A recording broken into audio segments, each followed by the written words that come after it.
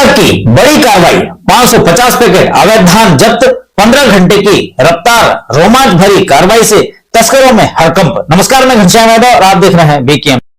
गरियाबंद जिले में प्रशासन ने बीती रात धान तस्करी के नेटवर्क पर ऐसा हथौड़ा चलाया कि पूरा क्षेत्र सन्न रह गया। उड़ीसा छत्तीसगढ़ सीमा पर मौजूद उरमाल में की गई इस कार्रवाई में 1109 नंबर के ट्रक से 550 पैकेट अवैध धान जब्त किए गए। टीम ने लगातार 15 घंटे तक पीछा कर दबिश की तलाशी कार्रवाई को अंजाम दिया। इसके बाद यह बड़ा खुलासा हुआ। सूत्रों से मिले पुख्ता इनपुट पर प्रशासनिक टीम ने उड़ीसा के चांदाहांडी से सीमा में प्रवेश कर रहे एक संदिग्ध ट्रक का पीछा किया। जैसे ही टीम उरमाल नाका पहुंची, ट्रक पहले ही व्यापारी परमेश्वर जैन के निजी गोदाम में घुस चुका था और बाहर से ताला बंद कर दिया गया। चालक और अन्य लोग मौके से गायब मिले, जिसे संदेह और गहरा गया। व्यापारी से लगातार फोन पर संपर्क करने की कोशिशें नाकाम रही। उसके सहयोग से इनकार के बाद एसडीएम डॉक्टर तुलसीदास मरकाम, अमलीपदर तहसीलदार सुशील कुमार भोई, देवभोग तहसीलदार चंद्रवंशी, मंडी निरीक्षक रजनीश तिवारी और पुलिस टीम ने गेट का ताला तोड़कर तलाशी शुरू की।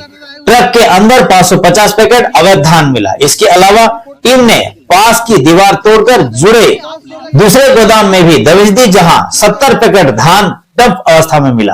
पूरा माल सील कर उरमाल मंडी में जमा कराया गया। कार्रवाई के दौरान तनाव और आरोप प्रत्यारोप, कार्रवाई के कई चरणों में माहौल तनावपूर्ण बन गया। व्यापारी ने आरोप लगाया कि बिना नोटिस उसके घर का ताला तोड़ा गया और तहसीलदार ने उसे 2 लाख की रिश्वत मांगी। एसडीएम मरकाम ने इन आरोपों को पूरी तरह से खारिज करते हुए कहा, हमारे पास स्पष्ट इनपुट थे कि उड़ीसा से अवैध धान लाकर निजी गोदाम में डंप किया जा रहा था। ऐसी तस्करी किसी भी हाल में स्वीकार नहीं है। व्यापारी ने यह स्वीकार किया कि धान उड़ीसा से खरीदा गया था, लेकिन मंडी अधिनियम 1972 स्पष्ट रूप से बिना लाइसेंस राज्यों के बीच धान की खरीदी, परिवहन और भंडारण पर रोक लगाता है, विशेषकर समर्थन मूल्य खरीदी की अवधि में। भीड़ बढ़ने और व्यापारी के व्यवहार के कारण अतिरिक्त पुलिस बल तक बुलाना पड़ा। रात भर चली इस कार्रवाई ने पूरे क्षेत्र में हलचल मचा दी है। ग्रामीणों का कहना है, इतनी बड़ी कार्रवाई पहली बार देख रहे हैं। अब शायद अवैध धान व्यापार पर वर्षों से तस्करी को मिला राजनीतिक प्रशासनिक संरक्षण इस क्षेत्र में एक अवैध उद्योग बना चुका था, लेकिन इस रात भर चले अभियान ने साफ संकेत दे दिया। अब नियम उल्लंघन करने वालों को किसी तरह की ढील नहीं मिलेगी। प्रभाव चाहे जितना भी बड़ा हो, कार्रवाई तय है। गरियाबंद जिले से बीकेएम न्यूज नेशनल के लिए राजीव लोचन की ये खास रिपोर्ट। पक्ष ये है, मेरा जो धान था मैं खरीदी करके लाया था, कोई चोरी करके नहीं लाया था, मैं खरीदी करके लाया था और कोई नोटिस नहीं है, किसी प्रकार की कोई नहीं। जबरदस्ती रात को 12 बजे आके ताला तोड़ के, और आप देख रहे हैं सारा दीवार तोड़ दिया गया है बिना नोटिस के।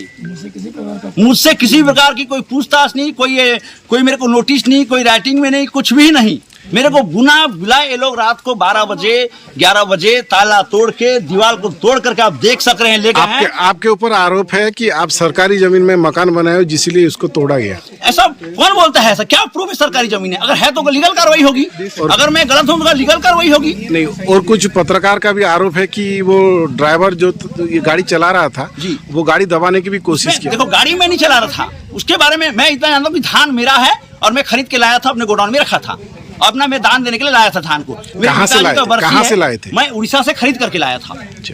पूरे मामले में जिस हिसाब से मैं लीगल एडवाइजर की हैसियत से यहाँ के कंपिटेंट अथॉरिटी एसडीएम तहसीलदार आए हुए थे, तो मेरी जो जिम्मेदारी बनती थी मेरे क्लाइंट के फेवर में, उसके अच्छे के लिए, मैंने उनसे पूछा कि मेरे क्लाइंट का जो बाउंड्री वाल आपने तोड़ा है और उसके धान जो गाड़ी में रखा हुआ था उसको आप ले गए हैं, इस संबंध में क्या आपने मेरे क्लाइंट को किसी प्रकार का कोई नोटिस, सूचना पत्र या सेक्शन 94 अंडर बीएनएस किसी प्रकार का कोई नोटिस दिया है?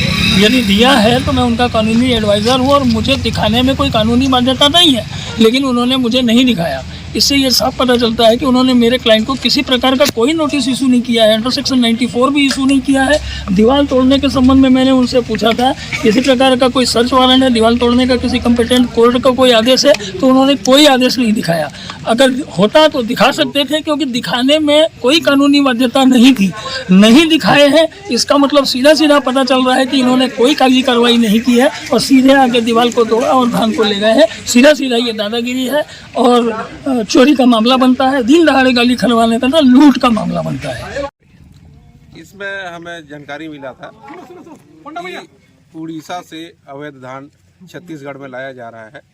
जैसे मुझे जानकारी मिली, हम पूरा टीम के साथ आए और उड़ीसा से धान आ रहा था, उसमें पूरा वीडियो भी बना है और नाका में भी रोकने की कोशिश किए, लेकिन वो अकेले होने की वजह से वो रोक नहीं पाया और ला के यहाँ अपने घर के बाउंड्री में ताला लॉक कर दिया। फिर हम लोग आए, पंचनामा बनाए, विधिवत कार्रवाई करने के बाद गाड़ी और धान को जब्त किए हैं और जब्त धान और गाड़ी को थाने में अभी सुपुर्द देंगे। सर, जो जिनका आप धान कह रहे हैं सर, क्या उनको कोई लीगल नोटिस दिया गया था? हाँ, उसे कई बार फोन करके बुलाया गया था, कम से कम 10 बार, 15 बार, 20 बार भी बुलाए, लेकिन इन्होंने कभी कोई नहीं बताया कि मेरा धान है या मेरा गाड़ी है। हम लोग रात के लगभग 11:30 बजे से यहाँ डटे हैं। अभी 11:30 12 बज रहा है, मतलब 12 घंटा हो गया हम लोग को कार्रवाई करते करते।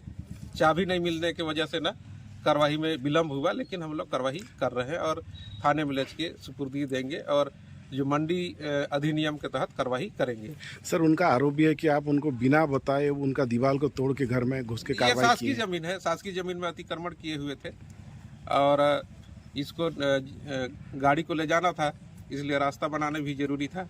और ये अवैध धान परिवहन तो कर रहे हैं, अवैध जमीन को भी अतिक्रमण करके रखे हुए हैं। सर, टोटल कितना बोरी धान जब्त हुआ है?